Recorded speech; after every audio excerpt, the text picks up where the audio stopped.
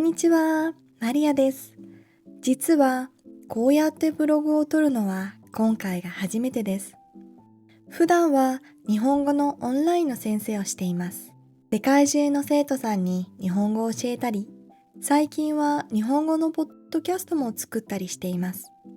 なのでカメラの前で話すこと自体は慣れているはずなんですけど、ブログはまた全然違うんですよね。日本語を教える動画なら、今日は何を説明しようかなとか、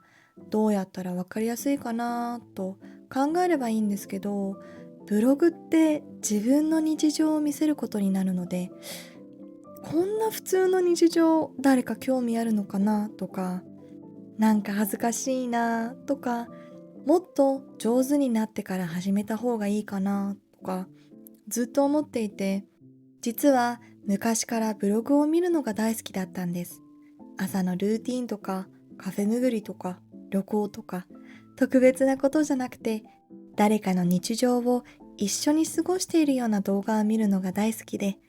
いつか私もやってみたいなーって何年も前から思っていました。でも、いつかって言っているうちに気がついたら時間だけが過ぎていました。だから今年はやってみたいと思ったことをもっと大切にしたいと思っていて、完璧じゃなくても上手じゃなくても、まずは始めてみようと思って、今日は初めてカメラを持って出かけています。今日はバルセロナにある抹茶カフェに来ました。初めてのブログ、初めてのカフェ、初めてがいっぱいの日です。私は昔から人の目をすごく気にするタイプでした。一人でカフェに入ることも苦手だったし、変に思われないかな、一人って寂しそうに見えるかな、周りの人に見られているかな、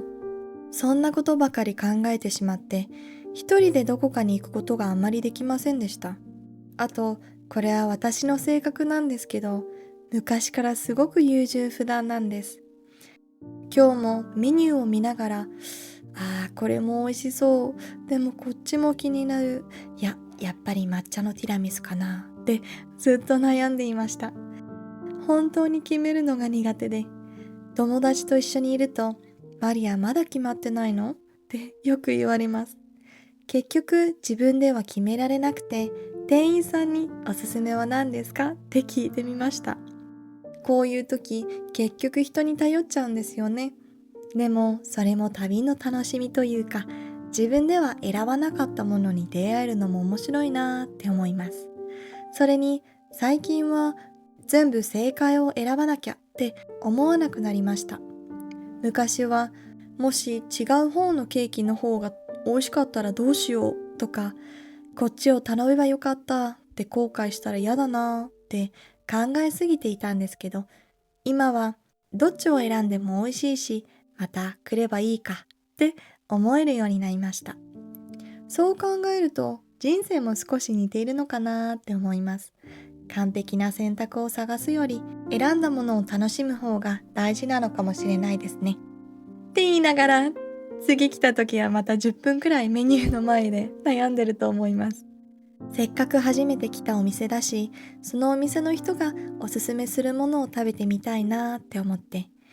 実はバルセロナにはたくさんの日本人が住んでいて、日本食レストランや日本の方が経営しているカフェ、ラーメン屋さん、パン屋さん、いろいろなお店があります。日本から遠く離れているのになんだか日本みたいと思える場所もたくさんあるんです。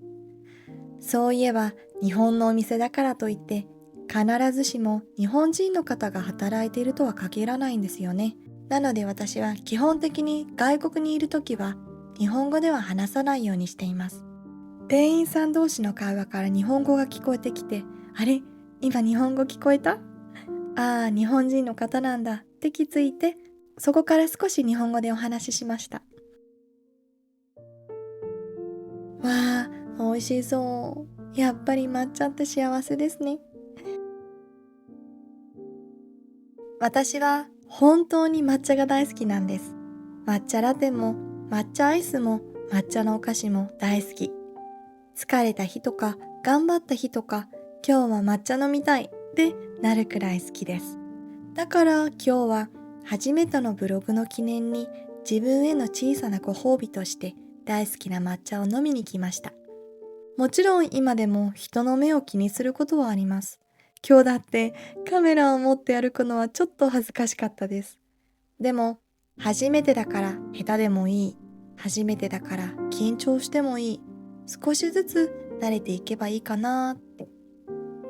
こういう何でもない時間も大人になった今だからこそ大切にしたいなって思います。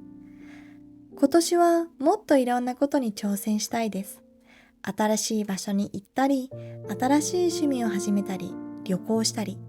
そしてこのブログも続けていけたらいいなって思っています。もしこの動画を見ている人の中に、一人でカフェに行ってみたいけど勇気がない、何か始めたいけど不安、周りの目が気になってしまう、そんな人がいたら、私もまだまだ途中なので、一緒にゆっくり自分のペースで進んでいけたら嬉しいです。まだ編集も初心者だし、何を撮ったらいいかもよくわからないし、失敗もたくさんすると思うけど、数年後にこの動画を見返して、ああ、ここから始まったんだなって思いながら見れたらいいなと思ってます。ということで、初めてのブログ、初めての一人カフェ、そして初めてのお店、今日はゆっくり抹茶を楽しみたいと思います。